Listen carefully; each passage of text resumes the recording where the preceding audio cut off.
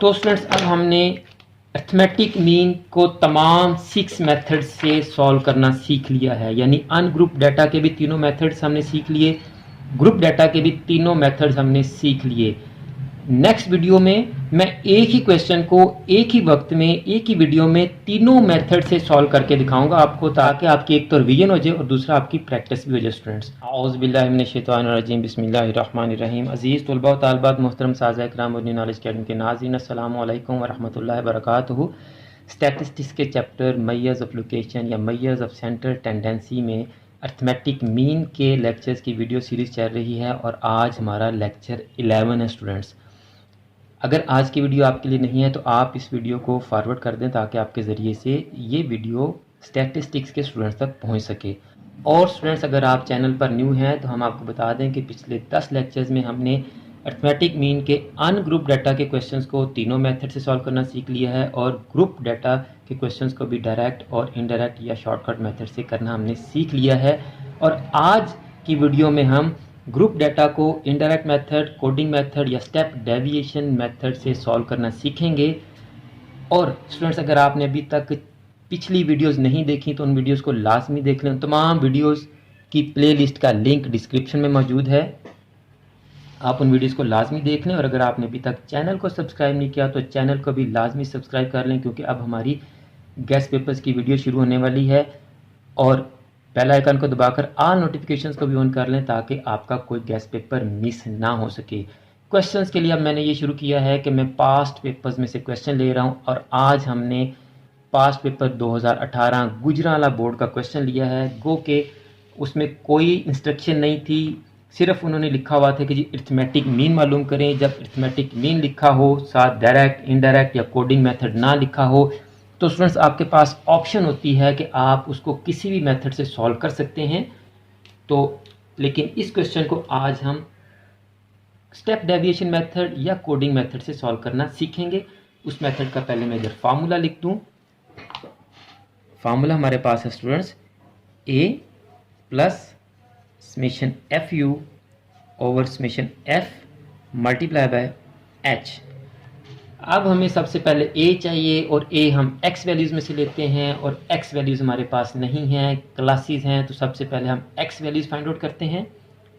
तो x values find out करने के लिए पिछले लेक्चर में मैंने बताया था क्लास मार्क या क्लास मिड पॉइंट कैसे फाइंड आउट करते हैं, और बेसिक कॉन्सेप्ट वाली वीडियोज़ में तो मैंने बड़ी डिटेल से बताया। अगर आपने वो वीडियोज़ नहीं देखी तो उन वीडियोज़ को भी लाजमी देख लें।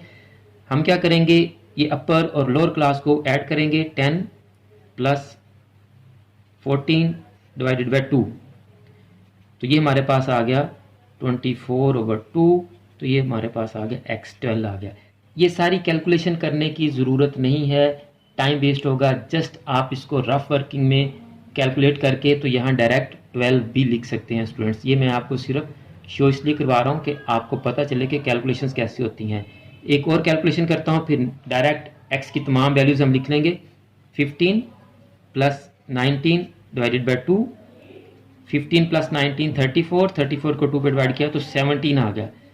लास्ट लेक्चर में मैंने बताया था आपको कि जो आपका क्लासेस का इंटरवल होगा वही आपका x वैल्यूज़ का इंटरवल होगा। तो यहाँ आप देखें आपका इंटरवल 5 है, तो x values class mid point या क्लास मार्क्स का डिफरेंस भी 5 ही आएगा। तो ये 12 आ गया, ये 17 आ गया, 5 ऐड करें 22 आ गया, 5 ऐड करें तो 27 आ गया, 5 ऐड करें तो 32 आ गया। स्टूडेंट्स ये आपके पास x वैल्यूज़ आ गई। Got it students. अब हमने क्या करना है कि x वैल्यूज़ में से किसी भी एक वैल्यू को आप a लेट कर लेंगे। तो हम 17 को a लेट कर लेते हैं स्टूडेंट्स। अब हमें फाइंड आउट करना है u।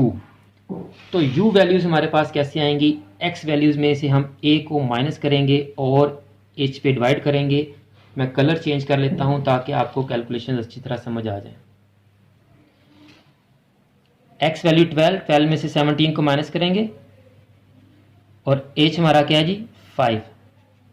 12 माइनस 17 माइनस 5/5, तो आंसर क्या आ गया हमारे पास -1। 17 माइनस 17 डिवाइडेड बाई 5, 0/5, ये आ गया 0। 22 माइनस 17 डिवाइडेड बाई 5, 5/5, ये आ गया आपके पास 1, और ये आ जाएगा आपके पास 2, और ये आ जाएगा आपके पास 3। तमाम कैलकुलेशन आपकी इसी तरह से हो जाएंगी। ये हमारा आ गया स्टूडेंट्स यू कॉलम।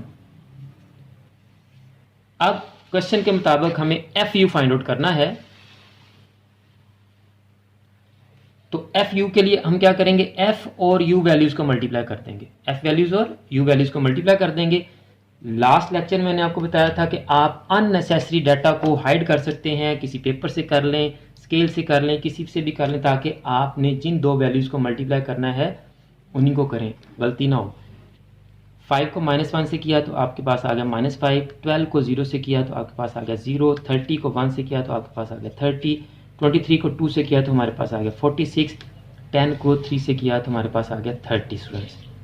अब हमने समेशन एफ यू करना है और इधर हमने समेशन एफ रिक्वायर्ड है स्टूडेंट्स। इन दोनों को ऐड करके मैं आपके पास आ रहा हूँ स्टूडेंट्स। तो स्टूडेंट्स समेशन एफ यू हमारे पास आ गया 101 और समेशन एफ आ गया 80। तो अब हम वैल्यूज पुट करते हैं फार्मूला में। ए हमने लेट किया था 17 plus summation F you 101 divided by summation F 80 multiply by 5। अब हम 101 को 5 से मल्टीप्लाई करेंगे, यह आ जाएगा 505 डिवाइडेड बाय 80। 505 को हम 80 पे डिवाइड करेंगे और 17 को ऐड कर देंगे स्टूडेंट। 505 डिवाइडेड बाय 80, हमारे पास आंसर आ गया 6.3125। अब आप इसमें 17 को ऐड कर दें